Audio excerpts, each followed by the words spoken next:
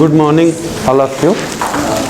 जैसा कि पिछले लेक्चर में हम लोगों ने देखा कि जो है वाटहीन धारा क्या होती है, ठीक है, और चोक कुंडली के बारे में देखा, ठीक है, जिसमें वाटहीन धारा में ये चीज़ बताया गया कि जब किसी प्रत्यावर्ती परिपथ में वैद्युत शक्ति क्षय हमारा क्या हो जाए, शून्य हो जाए, वैद्युत शक्ति क्षय शून्य हो जाए। और शून्य कब होगा? शून्य तब होगा जब परिणामी वोल्टेज और धारा I के बीच का कालांतर हमारा कितने का हो, 90 डिग्री का हो, ठीक है। तो जब 90 डिग्री का होगा तो उस कंडीशन में जो उस प्रत्यावर्ती परिपथ में वैद्युत शक्ति क्षय हमारा क्या होगा, शून्य होगा। तो उस समय जो प्रवाहित धारा होती है वह धारा आपकी क्या कहलाती है, वाटहीन धारा कहलाती है, ठीक है। इस चीज़ के बारे में हम लोग पिछले लेक्चर में देख चुके हैं। अब हम लोगों को देखना है LCR श्रेणी अनुनादी परिपथ, ठीक है, LCR श्रेणी अनुनादी परिपथ के बारे में देखना है। साथ ही साथ ये देखना है कि फ्रेक्वेंसी जो अनुनादी फ्रेक्वेंसी है और उसके संगत धारा के मान में किस तरीके से परिवर्तन हो रहा है, वैद्युत धारा के मान में, और प्रतिरोध और रेजोनेंस जो फ्रेक्वेंसी है उनमें हमें जो है रिलेशन क्या मतलब ग्राफिकल चेंजिंग देखनी, ग्राफिकल वो देखना है। उसके बाद इस चैप्टर में कुछ जैसे LC दोलित्र है जो पढ़ने वाला आइटम है, तो ऑब्वियसली आप सभी लोग पढ़ भी सकते हो। धारा जनित्र है, तो धारा जनित्र के बारे में आपने पहले देख रखा है, तो उसमें कुछ बताने की ज़रूरत है नहीं।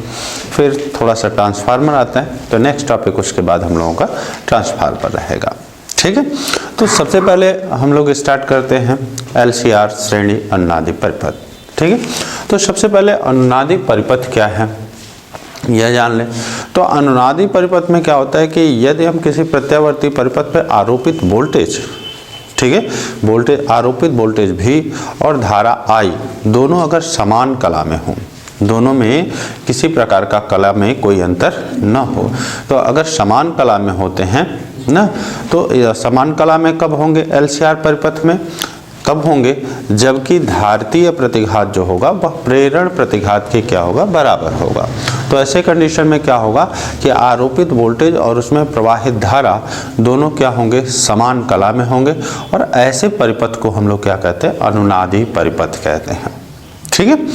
ऐसे परिपथ को हम लोग क्या कहते हैं, अनुनादी परिपथ कहते हैं, ठीक है। तो आइए देखते हैं हम लोग LCR अनुनादी परिपथ।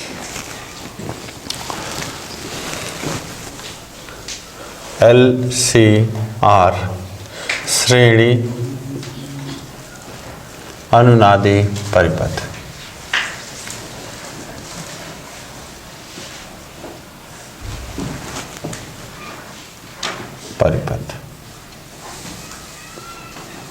LCR श्रेणी अनुनादी परिपथ, इसके बारे में देखना है। तो इसमें आपको पहले दिखाया गया था कि प्रत्यावर्ती LR परिपथ श्रेणी परिपथ हमारा बनता कैसे है। तो इनमें जैसे ये हमारा कोई प्रत्यावर्ती स्रोत है, ठीक है, प्रत्यावर्ती स्रोत है, और इस प्रत्यावर्ती स्रोत में सबसे पहले आपका क्या है, एक प्रेरण कुंडली है जिसका प्रेरकत्व तो हमारा कितना है, L है, ठीक है। दूसरा एक संधारित्र लगा हुआ है श्रेणी क्रम में इनके साथ, ये है जिसकी धारिता क्या है, C है, और साथ ही साथ एक वैद्युत प्रतिरोध आपका R लगा हुआ है। तो ये जो वैद्युत परिपथ है आपका, वह आपका कहलाता है श्रेणी LCR परिपथ कहलाता है। अच्छा, यल यहाँ पे लिखना है, तो इसे हम LCR परिपथ कहते हैं। अब बात रही ये कि यह कब अनुनादी परिपथ होगा, ठीक है, कब आपका ये अनुनादी परिपथ हो जाएगा, ठीक है। तो अनुनादी परिपथ तब होगा जब वह अनुनाद के कंडीशन को होल्ड करे, और अनुनाद के कंडीशन के होल्ड करने में हमने बताया था कि इनमें जो आरोपित वोल्टेज है आपका V=V0 sin ओमेगा t, ठीक है। इसमें प्रवाहित धारा ना, ये आरोपित वोल्टेज और जो है प्रवाहित धारा दोनों क्या हो, समान कला में हो, तो परिपथ हमारा क्या हो जाएगा, अनुनादी परिपथ हो जाएगा। और चूंकि ये प्रत्यावर्ती परिपथ हमारा LCR परिपथ है, इसलिए यह क्या हो जाएगा, LCR अनुनादी परिपथ हो जाएगा। ठीक है, बात क्लियर है। तो जैसे यहाँ पे अगर हम धारा के इक्वेशन की बात करें, प्रत्यावर्ती धारा के, तो I इज इक्वल टू कितने होगा, I0 साइन ओमेगा t होगा। कहने का मतलब आप ये कह सकते हो कि श्रेणी अनुनादी परिपथ के लिए, श्रेणी अनुनादी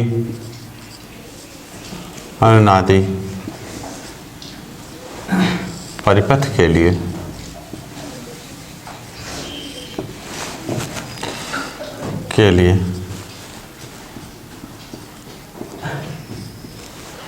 प्रत्यावर्ती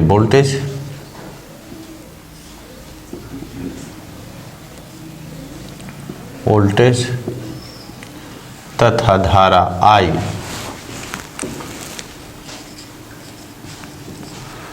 प्रवाहित धारा I दोनों समान कला में होने चाहिए, समान कला में होने चाहिए,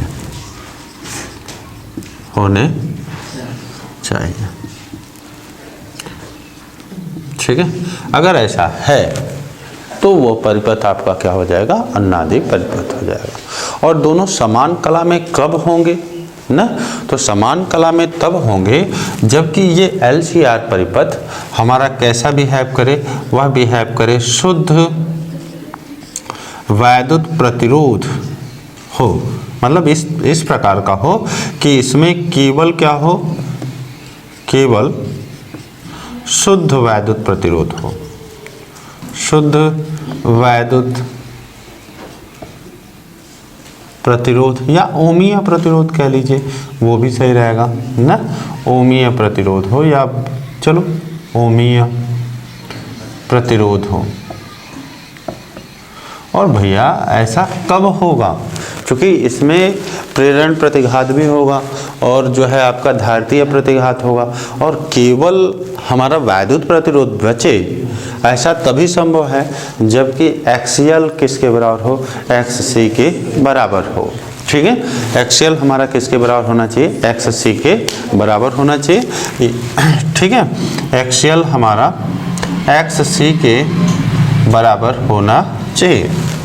अगर एक्सियल XC के बराबर है तो आपका जो श्रेणी LCR अनुनादी परिपथ है वह आपका अनुनादी परिपथ कहलाएगा।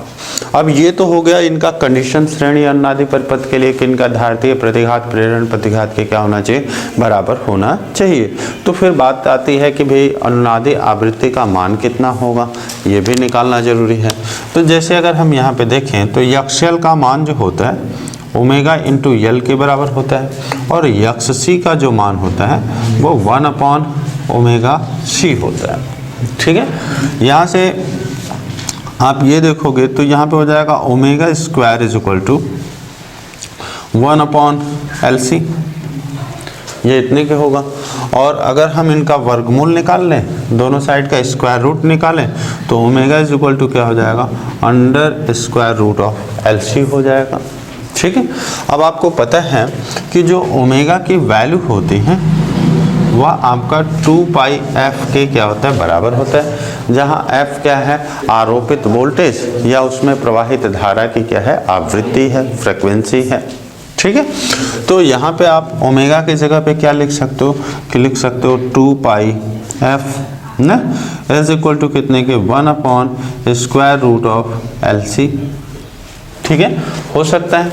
तो यहाँ से अगर f की वैल्यू निकालो तो f इज इक्वल टू कितने हो जाएगा, तो f इज इक्वल टू हो जाएगा स्क्वायर रूट ऑफ LC, और यहाँ पे क्या आ जाएगा, इनटू में 2πf हो जाएगा। ठीक है, तो ये तो हो गया कि श्रेणी LCR अनुनादी परिपथ में अनुनादी आवृत्ति के लिए क्या हो गया, व्यंजक हो गया। क्लियर है। अब अगर थोड़ा सा ध्यान दें तो अगर हम अनुनादी परिपथ और उसमें प्रवाहित धारा फ्रीक्वेंसी का मान चेंज करें और आवृत्ति का मान चेंज करें तो उनके संगत धारा का मान हमें कुछ न कुछ प्राप्त होगा।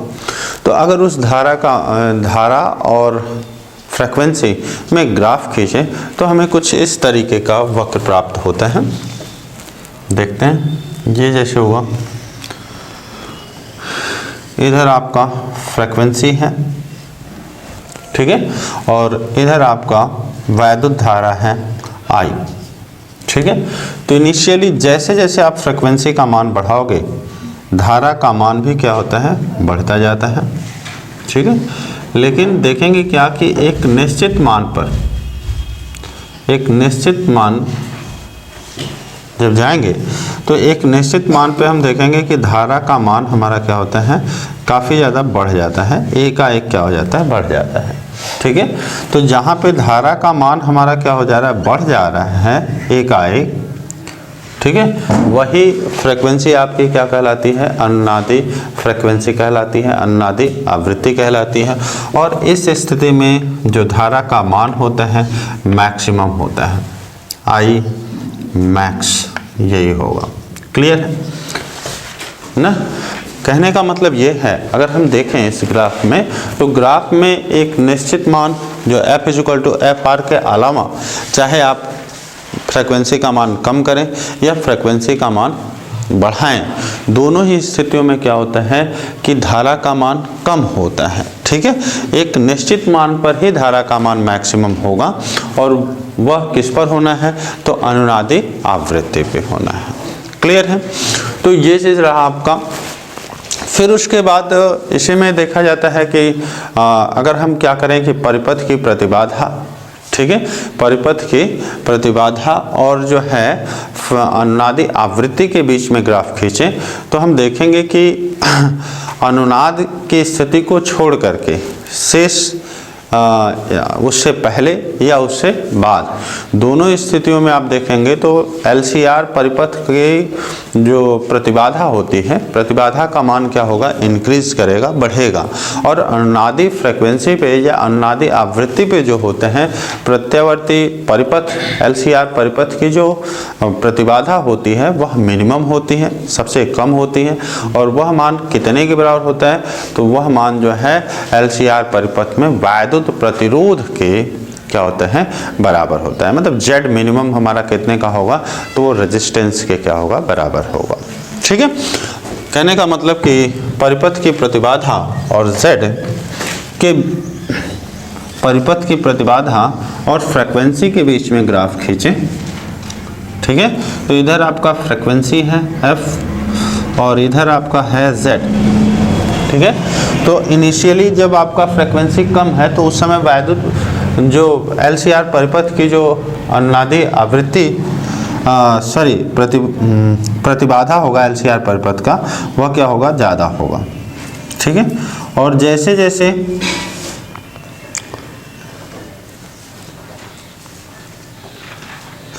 जैसे फ्रीक्वेंसी का मान बढ़ाएंगे हमारा क्या होगा, इनकी आवृत्ति क्या हो जाएगी, जैसे जैसे आवृत्ति का मान बढ़ाएंगे प्रतिबाधा, परिपथ की प्रतिबाधा क्या होती जाएगी, कम होती जाएगी।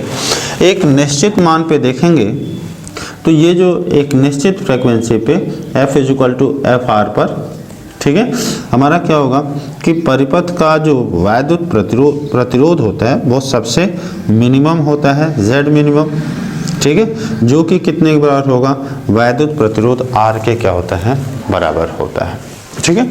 तो ये इनका ग्राफिकल अप्रोच था, ठीक है। और ये आपका क्या है, श्रेणी LCR अनुनादी परिपथ है, ठीक है। और ये रहा आपका अनुनादी परिपथ की कंडीशन की कब ये अनुनादी स्थिति में आएगा, ठीक है।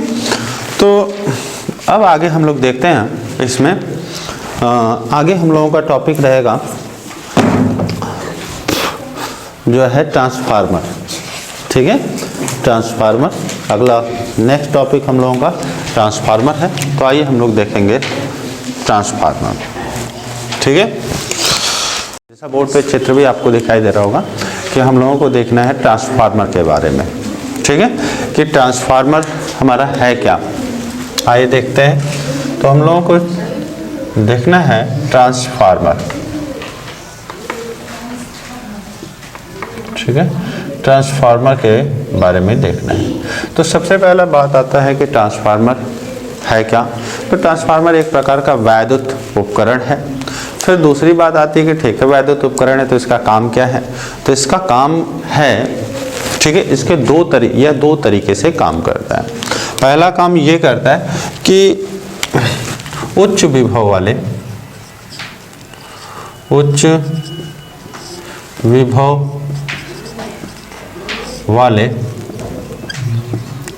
निर्बल धारा को ठीक है निम्न विभव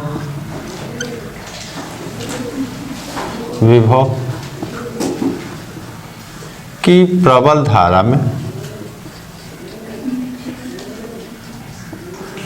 में ये एक तरीके से। दूसरा तरीका क्या होगा कि निम्न विभव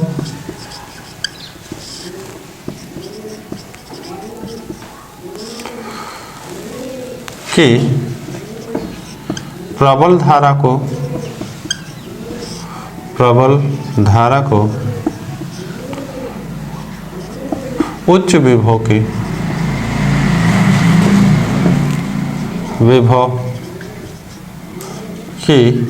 निर्बल धारा में बदलने का काम करता है, ठीक है। तो ट्रांसफार्मर एक ऐसा वैद्युत उपकरण है जो कि क्या करता है, उच्च विभव की निर्बल धारा को निम्न विभव की प्रबल धारा में या निम्न विभव की प्रबल धारा को उच्च विभव की निर्बल धारा में बदलने का काम करता है, ठीक है।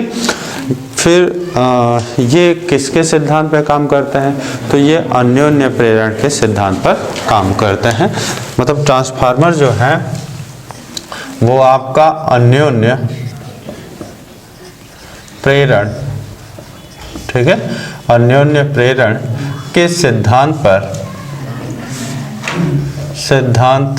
पर कार्य करने वाला एक वैद्युत उपकरण है जो क्या करता है, उच्च विभव की निर्बल धारा को निर्बल विभव या निम्न विभव की प्रबल धारा में या निम्न विभव की प्रबल धारा को उच्च विभव की निर्बल धारा में बदलने का काम करता है, ठीक है।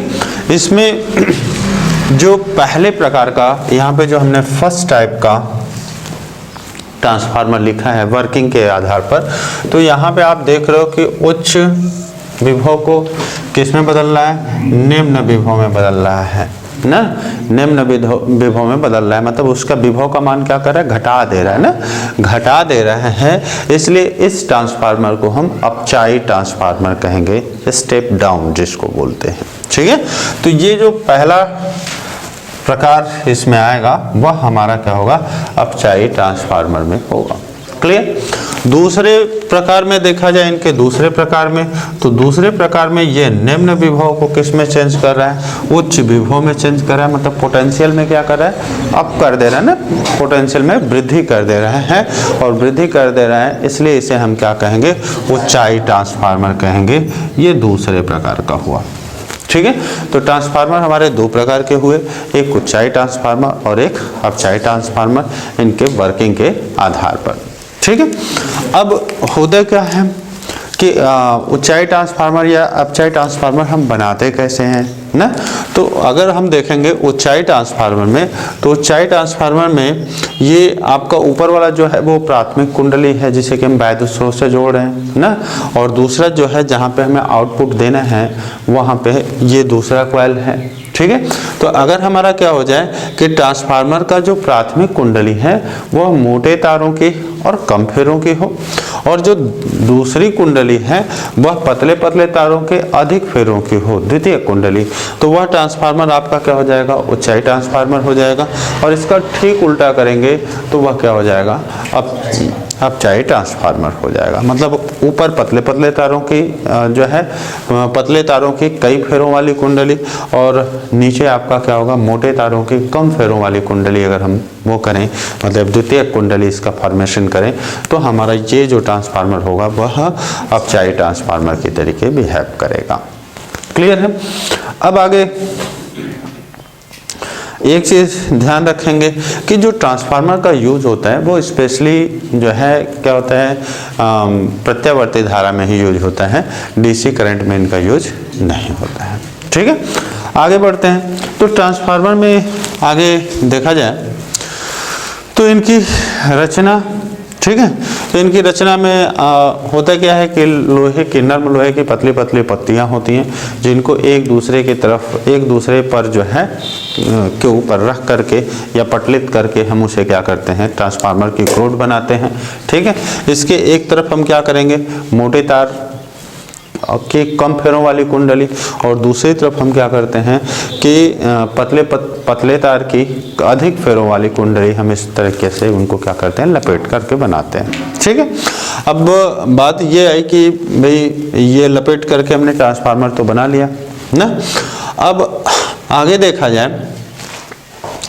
तो इनमें होता क्या है, मान लेते हैं कि प्राथमिक कुंडली में जो फेरों की संख्या है जो है, इसे प्राइमरी कुंडली कह रहे हैं P, और इसे सेकेंडरी कुंडली, द्वितीयक कुंडली कह रहे हैं। मान रहे हैं कि प्राथमिक कुंडली में फेरों की संख्या हमारी कितनी है, NP, सेकेंडरी कुंडली में फेरों की संख्या कितनी है, NS है।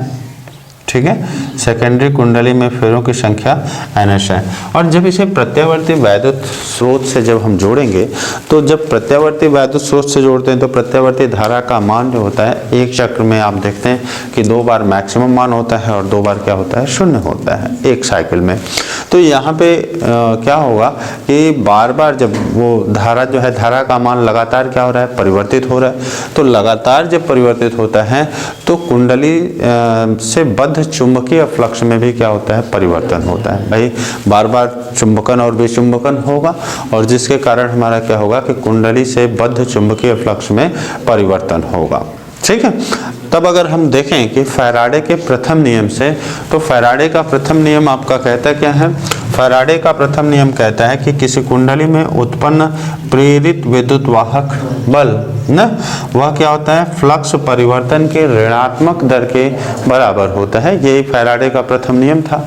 अगर हम किसी क्षण निकालें कि किसी क्षण t पर जो है कुंडली में उत्पन्न प्रेरित विद्युत वाहक बल, तो प्रेरित विद्युत वाहक बल EP इक्वल टू कितने हो जाएगा, तो माइनस हो जाएगा यहाँ पे NP, जहाँ NP क्या है, प्राइमरी कुंडली में फेरों की संख्या है, और यहाँ पे क्या हो जाएगा, d∅B ओवर कितने के, dt के। ठीक है, क्लियर है, कोई दिक्कत तो नहीं ना। फिर आगे बढ़ते हैं। अगर हम द्वितीय कुंडली की बात करें कि सेकेंडरी कुंडली में, तो सेकेंडरी अब होगा क्या कि ये लोहे को, जो लोहे की क्रूड है उसको घेरा हुआ है, और यहाँ पे धारा बार बार धारा के मान में परिवर्तन हो रहा है, जिससे क्या हो रहा है, एक परिवर्ती चुंबकीय क्षेत्र उत्पन्न हो जा रहा है। तो जब यहाँ ये क्रूड तो पूरा एक ही है, तो जब परिवर्ती चुंबकीय क्षेत्र उत्पन्न होगा तो यहाँ पे भी परिवर्ती चुंबकीय क्षेत्र उत्पन्न होगा, जिससे क्या होगा कि सेकेंडरी कुंडली में भी फ्लक्स में परिवर्तन होगा। अगर किसी प्रकार का फ्लक्स लीकेज नहीं है, किसी प्रकार की फ्लक्स हानि नहीं हो रही है, तो जितना प्राथमिक कुंडली में फ्लक्स परिवर्तन की दर होगी, सेम दूसरे वाले में भी, सेकेंडरी कुंडली में भी उतना ही फ्लक्स परिवर्तन की दर होगी। ठीक है, तो अब अगर हम देखें कि सेकेंडरी कुंडली में उत्पन्न प्रेरित विद्युत वाहक बल कितना होगा किसी क्षण ना, या उस क्षण, तो ये देखेंगे तो ये आपका ES इज इक्वल टू कितने की मिल जाएगा, तो ES इज इक्वल टू मिल जाएगा माइनस NS इंटू हो जाएगा d∅B ओवर कितने के, dt के। क्लियर है। जहाँ पे NP और NS आपके हैं क्या, तो NP प्राइमरी कुंडली में फेरों की संख्या है और NS क्या है, सेकेंडरी कुंडली में, द्वितीय कुंडली में फेरों की संख्या है। अब अगर हम इनका रेशियो लें, अगर हम रेशियो लें तो देखिए क्या मिलेगा। तो यहाँ से हम ये कर सकते हैं, रेशियो लें ES अपॉन कितने के EP, तो इज इक्वल टू कितने के मिल जाएगा, तो इज इक्वल टू मिल जाएगा NS अपॉन कितने के NP के। ठीक है, NP के मतलब प्राथमिक और द्वितीय कुंडली में उत्पन्न जो प्रेरित विद्युत वाहक बल होता है वह प्राथमिक कुंडली व द्वितीय कुंडली में फेरों की संख्या के जो है बराबर होता है। ठीक है, जितनी उनकी संख्या ज़्यादा होगी उतनी ही ज़्यादा उनमें प्रेरित विद्युत वाहक बल उत्पन्न होगा। ठीक है, लेकिन ये इसके लिए कंडीशन क्या होगी कि किसी प्रकार का फ्लक्स लीकेज नहीं होना चाहिए ना, फ्लक्स लीकेज नहीं होना चाहिए। उसी स्थिति में क्या होगा, d∅b/dt दोनों में क्या होगा, सेम होगा। क्लियर है। अब आगे चलते हैं, इनमें आगे बढ़ा जाए तो अगर हम ये कहें कि जब ये देखा जाए प्रेरित विद्युत वाहक बल इतना है, तो अगर हम ये कहें कि प्राथमिक और द्वितीय कुंडली में कुंडली के सिरों पर उत्पन्न विभवांतर अगर हम कहें वो हमारा कितना है, VS और VP है। अगर सेकेंडरी में VS है और उसमें क्या है, प्राइमरी में क्या है, VP है, तो उस कंडीशन में ये जो प्रेरित विद्युत वाहक बल होगा वह आपका ये जो है ये VS अपॉन कितने का होगा, VP के बराबर होगा ना। और ये जो रेशियो हम फाइंड कर रहे हैं, ये रेशियो एक कांस्टेंट R के क्या होता है, बराबर होता है, जिसे R के बराबर हम मान ले रहे हैं, जहाँ पे R का जो मान होता है वो या तो 1 के बराबर या तो 1 से बड़ा होता है, अरे सॉरी 1 से छोटा या 1 के क्या होगा, बराबर होगा। इसको हम लोग कहते क्या हैं, तो R को हम लोग परिणमन अनुपात कहते हैं, परिणमन अनुपात कहते हैं।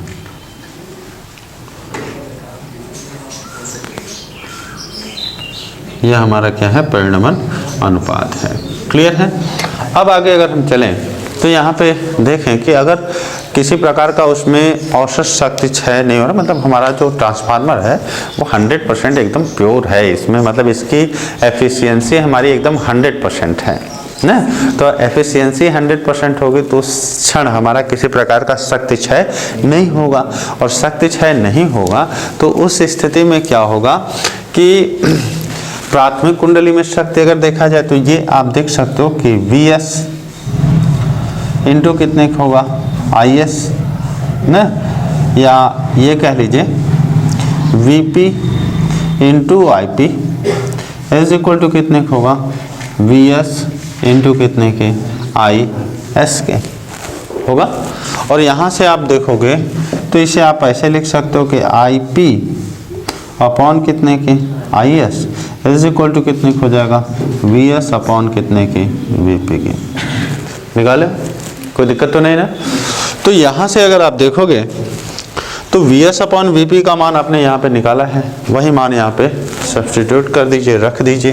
तो यहाँ पे आपको IP अपॉन कितने के, IS इज इक्वल टू कितने हो जाएगा, VS upon VP is equal to ES upon EP is equal to NS upon NP is equal to R is equal to कितने के आ जाएगा, R के आ जाएगा।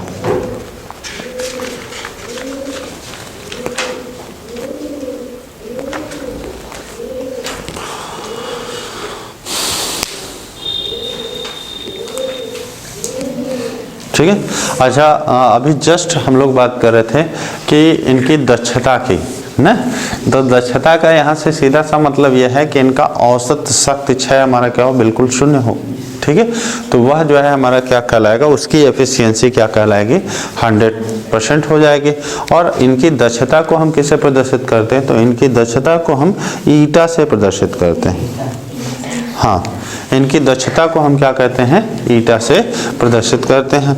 अब ईटा बराबर जो होगा, यहाँ ध्यान रखिएगा, ईटा बराबर जो होगा ईटा ना, ईटा बराबर होगा कितने के VS इंटू IS अपॉन कितने के VP इंटू IP की क्या होगा बराबर होगा। ठीक है, अब ये दक्षता इनकी 100% भी हो सकती है। अगर 1 हो गया तो 1 हो गया तो इसमें किसी प्रकार की वैद्युत ऊर्जा का क्षय नहीं होगा। तो 1 अब 1 से कम होगा तो जो है इनमें क्षय होगा, वैद्युत शक्ति क्षय ना। तो ये चीज़ आपका रहा ट्रांसफार्मर। इसमें और कुछ हानियां हैं, जैसे कि ट्रांसफार्मर में आप देखते हैं फ्लक्स हानि आपका हो जाएगा। ठीक है, फ्लक्स हानि हो जाएगा, तांबे की हानि हो जाएगी, भंवर धाराएं हो जाएंगी ना। तो कभी कभी क्वेश्चन पूछ देता है कि ट्रांसफार्मर की कोड को पटलित करके क्यों बनाया जाता है। ठीक है, तो पटलित करके बनाने का कारण क्या होता है कि अगर हम इनके जगह पे कोई गुटका रख दें, ठीक है, लोहे का आयताकार गुटका रख दें, तो गुटका रख देंगे तो वहाँ पे क्या होगा कि उसके संपूर्ण आयतन में उसका आयतन ज़्यादा हो जाएगा। ठीक है, तो संपूर्ण आयतन में क्या हो जाएगा कि जल धाराओं के समान चक्करदार क्या होती हैं धाराएं उत्पन्न हो जाती हैं। ठीक है, उसे हम भंवर धारा कहते हैं, जो कि क्या जिससे क्या होगा कि वैद्युत ऊर्जा का काफ़ी ज़्यादा हानि होगी। ठीक है, तो ये रहा ट्रांसफार्मर आपका। ट्रांसफार्मर को एक बार और अगर आप रिमाइंड करना चाहें तो आप देख सकते हैं कि ट्रांसफार्मर है क्या। तो ट्रांसफार्मर अन्योन्य प्रेरण के सिद्धांत पर कार्य करने वाला एक ऐसा वैद्युत उपकरण है ना, जो कि क्या करता है उच्च विभव की निर्बल धारा को निम्न विभव की प्रबल धारा में या निम्न विभव की प्रबल धारा को उच्च विभव की निर्बल धारा में परिवर्तित करने का काम करता है। ठीक है, यह इसमें पहले प्रकार का जो ट्रांसफार्मर है उस ट्रांसफार्मर को हम लोग अपचायी ट्रांसफार्मर कह दे रहे हैं। क्यों कह रहे हैं? क्योंकि ये उच्च विभव को क्या कर रहा है निम्न विभव में चेंज कर रहा है, विभव को क्या कर रहा है डाउन कर रहा है। ठीक है, दूसरे प्रकार का ट्रांसफार्मर जैसे हुआ जो निम्न विभव को उच्च विभव में चेंज कर दे रहा है, इसलिए इसे हम क्या कह देते हैं उच्चाई ट्रांसफार्मर कह देते हैं। ठीक है, उच्चाई ट्रांसफार्मर जैसे हमारे गाँव के बाहर जो ट्रांसफार्मर लगा होता है तो उसमें करंट जो आता है 11,000 वोल्ट का आ रहा है और बाहर हम लोग कितना ले रहे हैं 220 न, इस तरीके का ले रहे हैं। तो अब वहाँ पे जो है ये क्या कर रहा है वोल्टेज को डाउन कर रहा है, वोल्टेज को क्या कर रहा है डाउन कर रहा है। और वोल्टेज को डाउन करना मतलब वो ट्रांसफार्मर कौन सा अपचायी ट्रांसफार्मर हो जाएगा। ठीक है, रचना पढ़ने वाला आइटम है, इसमें कोई बात ही नहीं है। बात ये रही ये कि अगर इनमें किसी प्रकार का जो है वैद्युत फ्लक्स हानि नहीं हो रही है, अब मान लो कि प्राथमिक कुंडली से बद्ध चुंबकीय फ्लक्स हमारा क्या है φB है ना, φB है, तो उस कंडीशन में फैराडे के प्रथम नियम से EP इक्वल टू कितने को हो जाएगा -NP अपॉन NP इंटू क्या हो जाएगा del φB over del T के हो जाएगा। उसी तरीके से द्वितीय कुंडली में निकाल सकते हैं और आगे का काम तो आपको पता है। ठीक है, फिर आज के लिए इतना ही रखते हैं। जय हिंद, जय भारत।